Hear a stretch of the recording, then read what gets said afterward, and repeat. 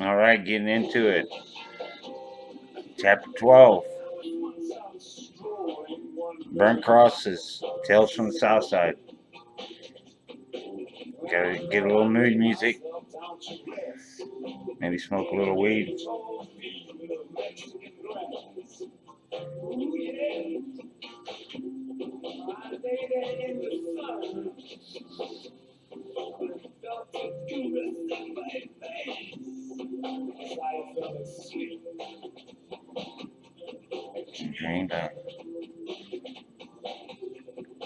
Dreamed I was in a Hollywood movie. I did.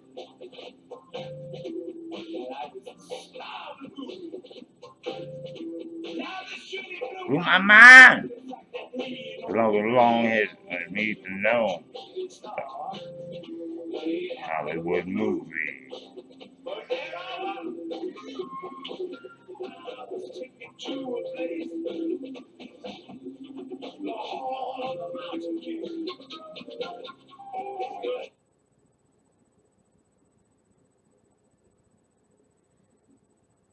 Yeah, just want to make mention. It's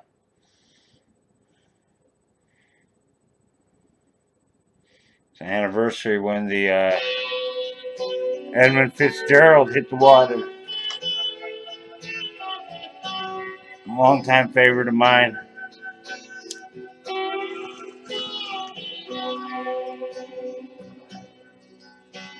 The legend lives on from the Chippewa on down. A big lake they call Get Goomy. The lake, it is said, never gets up for dead when the skies of November turn gloomy. With a load of iron ore, 26,000 tons more than the Edmund Fitzgerald weighed empty.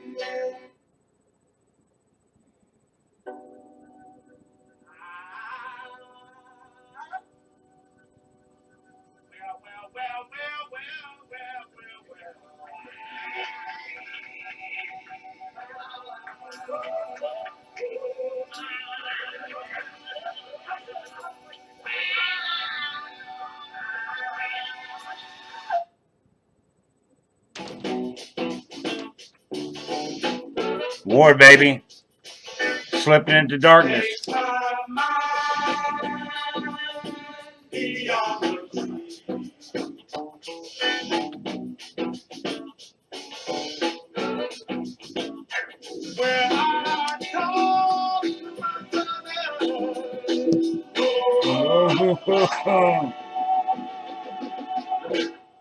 Who never said their name.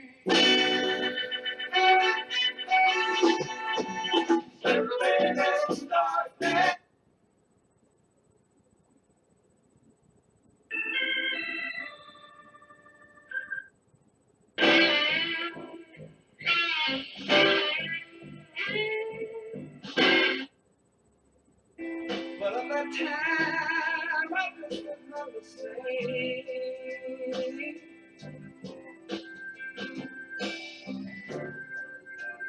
I know she's a girl,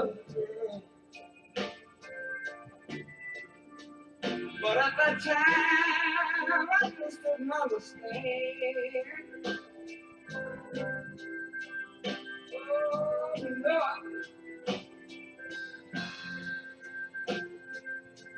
Somebody loaned me that.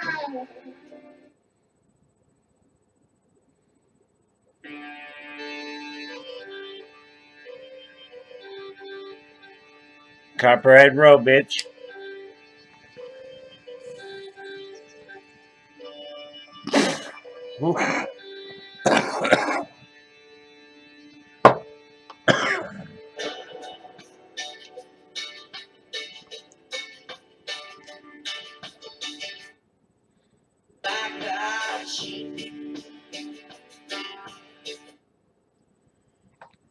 Take seeds from Colombia and Mexico. Headed down to Knoxville with a weekly load. You can smell a whiskey burning down Copperhead Road.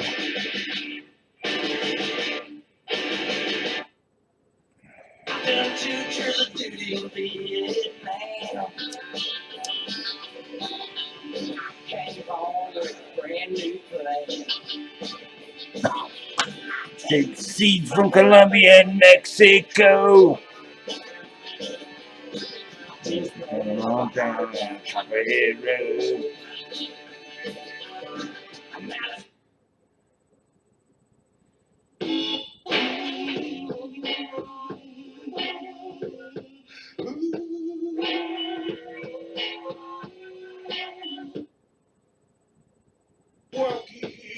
I'm in with the dream with plans to make dreams fail. I went to jail at the age of 15, a young buck selling drugs and stuff. Who never had much, trying to get a clutch of what I could not touch. The court lady so now face incarceration. Pacing, throwing up states my destination. Handcuffed and back of a bus, 40 of us. Life as a shorty.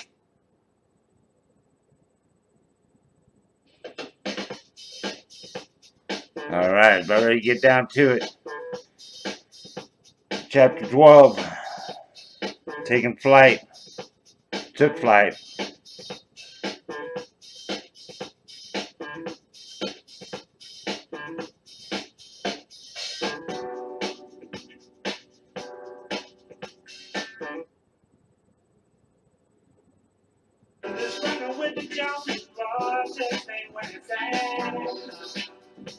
You're gonna come back around. Sad, sad, the turn on down.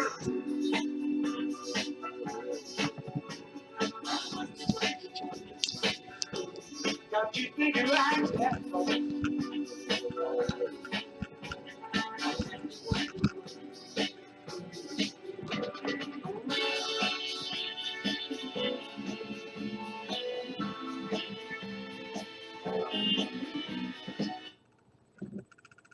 Let's get down to it.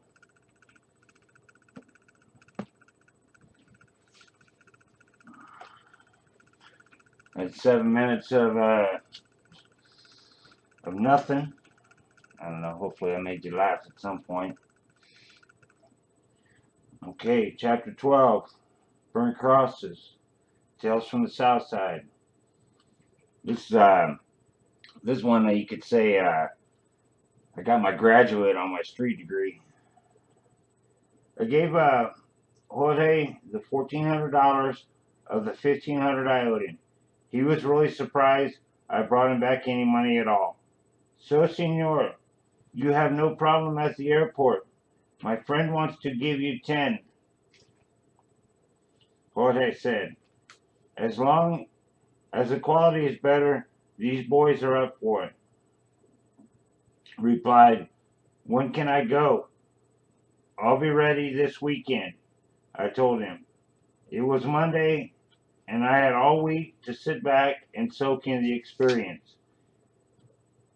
Being 2 weeks away from my 21st birthday, I hope to celebrate in Las Vegas the 28th of November, 1987. I know I owed Willie and Rankin only $17.50, and Murph and I were square. When Jorge would come through with the 10, I could make some real money and celebrate my birthday in style. So I thought. By Friday, I had talked to Jorge only a couple times. He had dropped 1 pound off with me a couple days before and instructed me to wait for more. If it was quality stuff, and I could clear at least $500 off that 1 pound. Problem was, I had to be in Iowa in order to do it. With the one-way ticket airfare around $100, I needed a little money, extra money to make to cover the risk.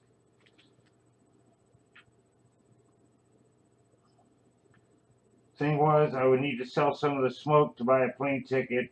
Not a problem, though.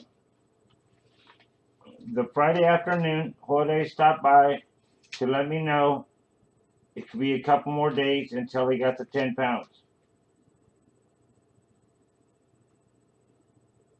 How much you make off OZ of cola? Jorge inquired. What's the number from you? I asked. I give you for $1,050, senor, Jorge answered. At that point, I knew Murph was paying around $1,500 per ounce. Doing the math in my head, minus the plane fare, I would clear around $600 to $700 off the plane ticket, after the plane ticket, off the ounce and 1 pound. I wanted to keep the money flowing, so I decided to take what I had and be back in 2 or 3 days. This time in Iowa City, the weed was good, and so was the coke. I gave Willie and Rankin $100 break on half a pound they bought, and it reduced my debt with them to $1,650. But thing was, it didn't take me 2 days to get all the money in my hand for Jorge. It took 2 hours. I would be leaving after a day, the $1,600 I owed Jorge, and $400 in my pocket. Life was going good. My personal debt with these guys had been reduced in half. Thing was, I was getting it done without Tim's help, someone I quickly forgot about.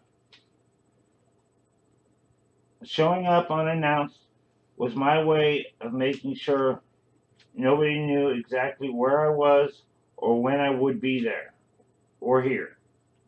When I showed up back in Tucson 2 days early, Jorge was surprised but pleased.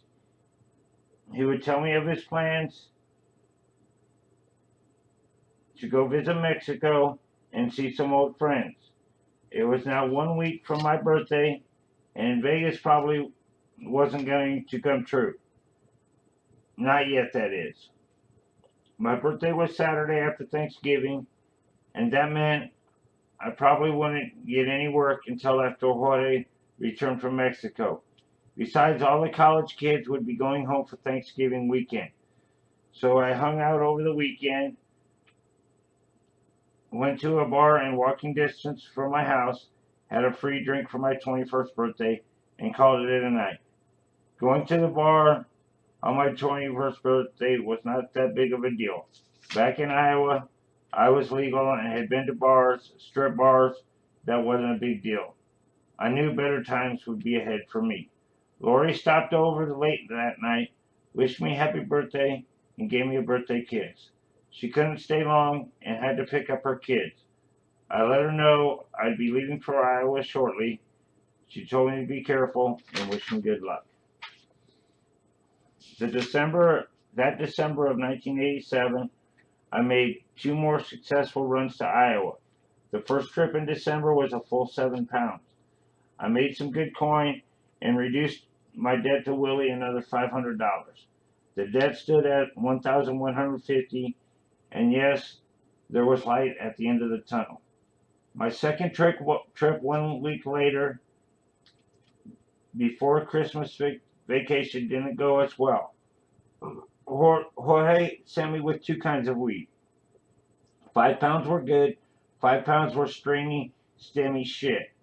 Able to sell 5 good ones and only one of the bad ones, I decided to stash the other 4 pounds in the attic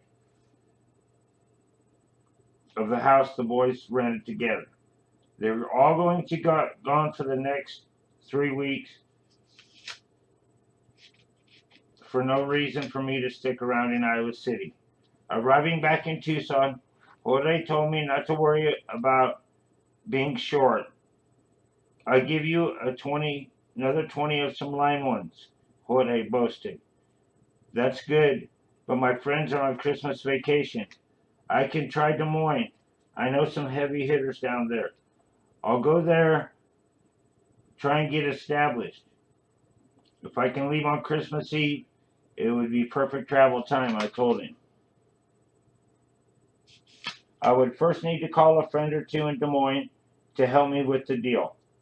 I could stay at motels, but not with the 20 pounds. I called Mike Bell, an old friend of mine from grade school, to help me babysit the stash at his house. Mike,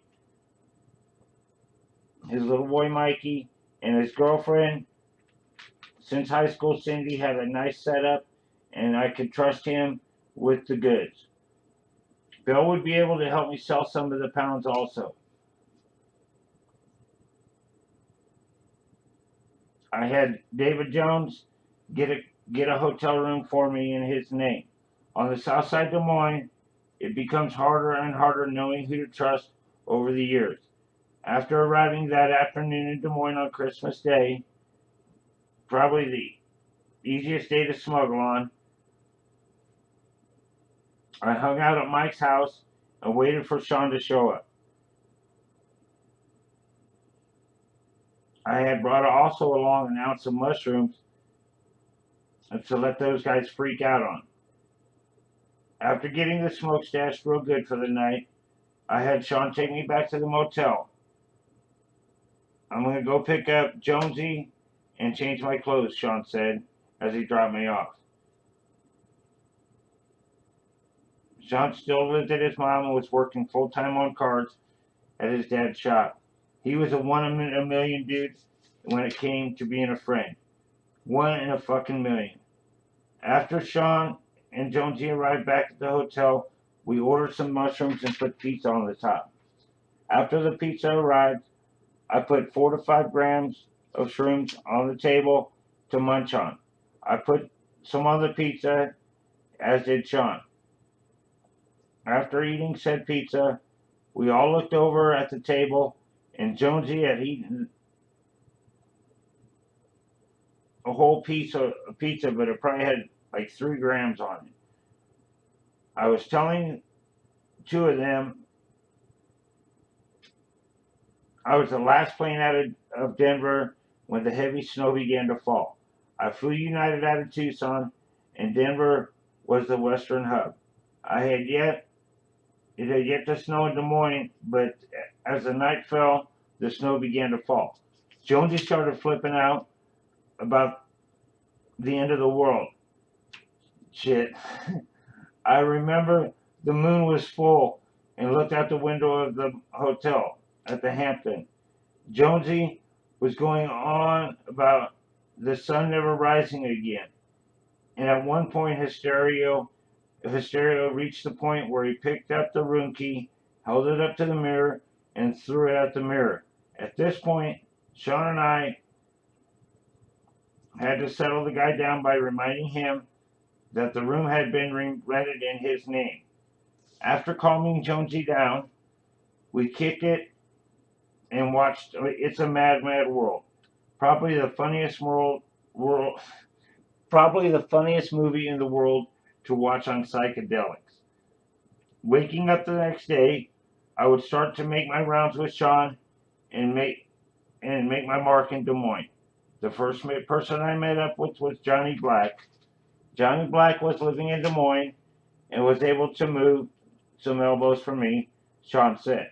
I fronted him a £1/4 to show some people to sell.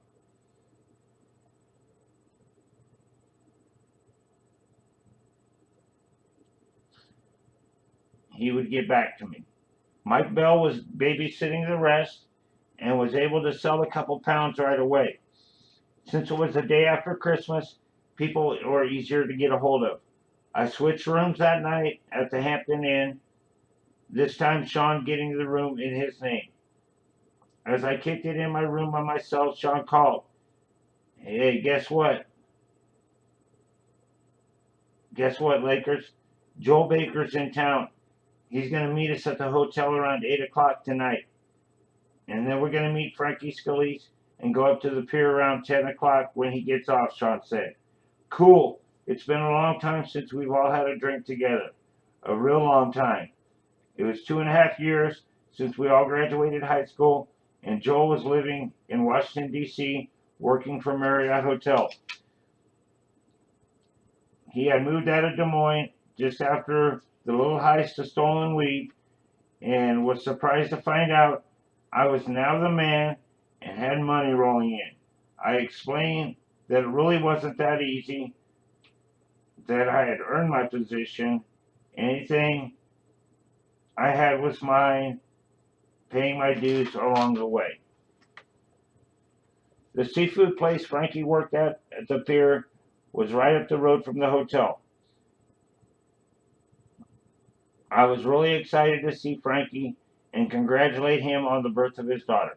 Another reason I knew he could move some weed and get things rolling with him.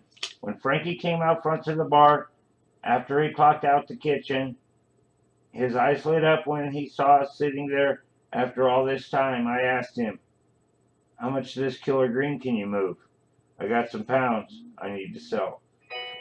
Frankie responded, "How much for a QP? $2.50. Why not just take the whole pound?" I told him. "I don't want any more than I can pay for," Frankie said. Frankie was never liked to bite off more than he could chew. Was his way of controlling the situation. "That's cool, Frankie. I got a couple QPs back at the hotel for samples. You're covered. Frankie, you're my oldest partner. I wish you would let me front you a pound. I've had you in my mind the whole time I've been doing this, and I want you in on the action," I pleaded. Since I had the extra QP back at the hotel, Joel Baker said he would take the other. Seems that his connections in DC were limited to coworkers. "My brother's in town from Georgia, and he'll want an ounce too," Joel stated. It had been 2 days since I was in town, and I had 2 weeks to sell the 20 pounds. With two Mike Bell had already sold, and a half pound Joel and Frankie would split, I was in good shape. With Jorge fronting me for $7.50 a pound, I was selling it for $1,000, meant a $5,000 profit minus expenses. Since Johnny Black had yet to get back with me, I needed to find a buyer for the bulk of it all. The weed was the best in town. My price per pound was $200 cheaper than anybody else. By undercutting the market, it solidified my position to move the weed faster. Frankie had his girlfriend come pick him up at the hotel at midnight or so. She brought by along his 3-month-old daughter. I couldn't believe Frankie now had a child, and in his eyes you could see the pleasure father had brought him. I was happy for him. I always felt that my friends would share in my wealth. That was my personal satisfaction. I would buy the drinks and the coke whenever the situation. The money wasn't good unless I shared it. Maybe I should have been more greedy. It wasn't my nature to be greedy. I just couldn't be. We partied on some coke that night, and Frankie left around 2 a.m. with his family. Well, Sean, Joel, and I sat up and bullshitted. My plan the next day was to get a room down at the Holiday Inn. I didn't like to stay at one place for too long and draw attention to myself. The next morning, Joel checked me in down at the Holiday Inn South at Grays Lake. Joel would be the only in town for another day. I couldn't remember what day of the week it was, but I know it was 2 days after Christmas and 5 days since Jorge got me the 20 pounds. I needed to land a big fish.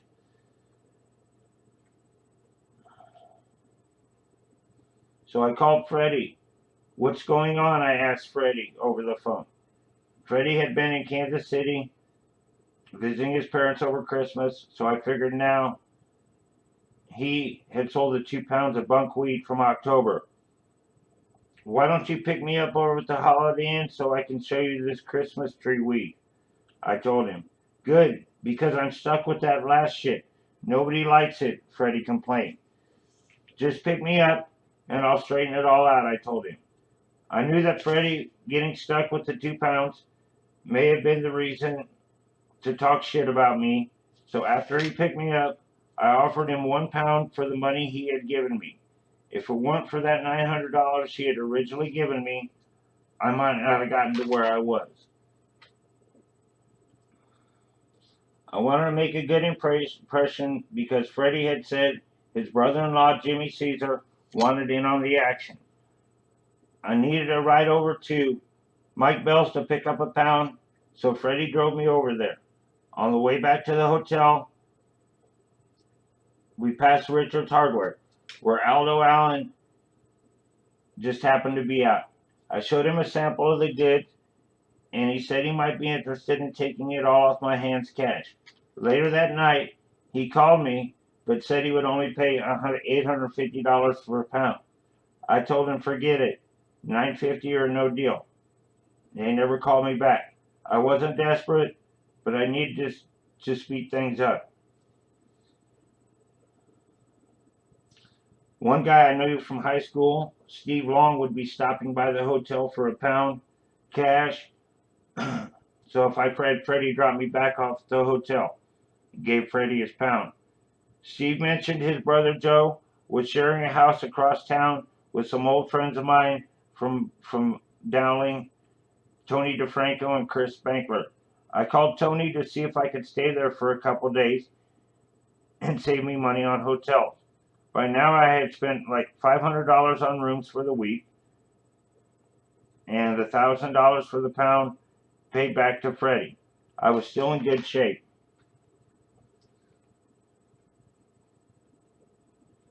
Tony, stop by at the hotel tonight and see me.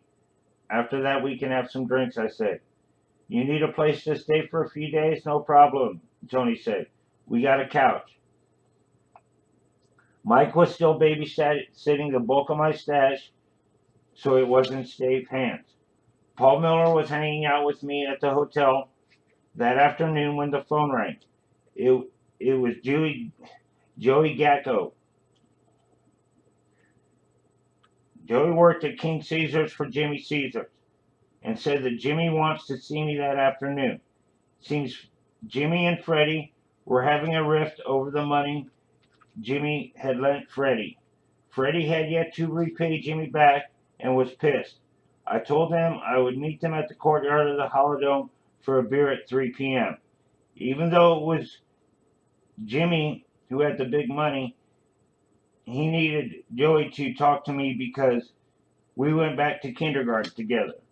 Jimmy was good, 5 years older than us, and didn't know me that well. Joey did. He knew he could trust me.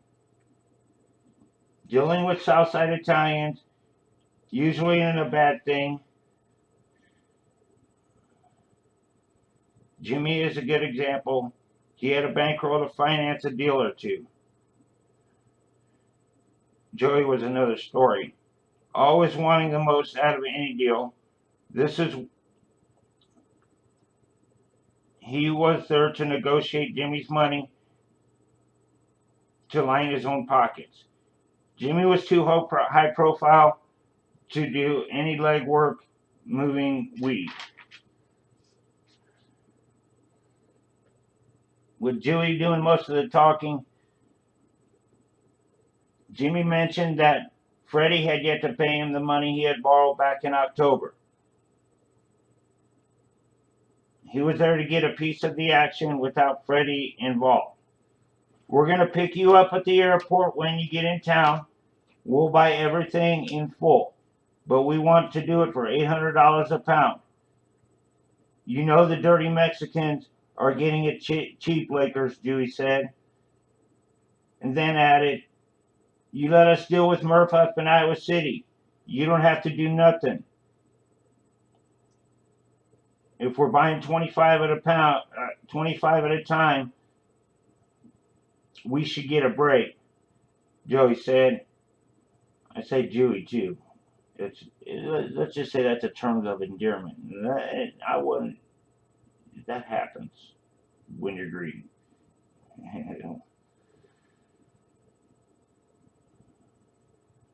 So after he said they expected a break, he finished his proposal. Let me get this straight, Gacko. First off, I'm paying $750 a pound on the arm.